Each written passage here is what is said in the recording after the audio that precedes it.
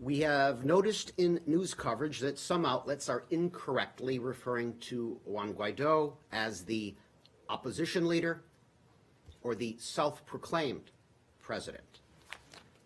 Neither is correct. A few basic facts. The National Assembly remains the only legitimate and democratically elected institution in Venezuela. Juan Guaido was elected president of the National Assembly on January 5th, 2019. And on January 10th, Maduro usurped the presidency. Therefore, the president of the National Assembly, and relying on Venezuela's constitution,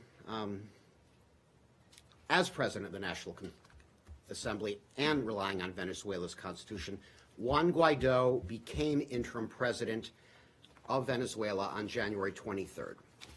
Millions of Americans and more than 50 countries recognize Juan Guaido as interim president of Venezuela. He is appointed and credentialed ambassadors to international organizations in the United States and numerous other democratic nations and other democratic nations.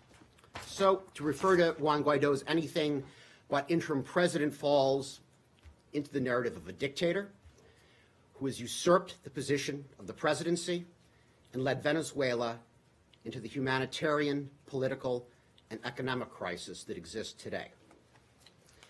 The international community must unite behind interim President Juan Guaido and the Venezuelan National Assembly and support the peaceful restoration of democracy in Venezuela.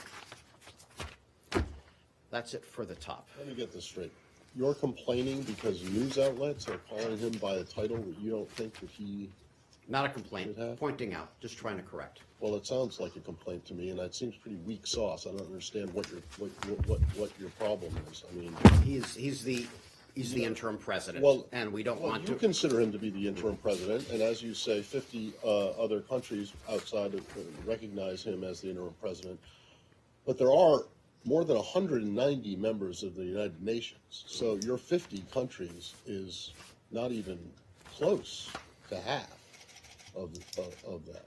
Is that correct? We are supporting the Constitution of Venezuela and the people of Venezuela. We're supporting the Venezuelan people here. And so the United States, it's the time to act in support of democracy.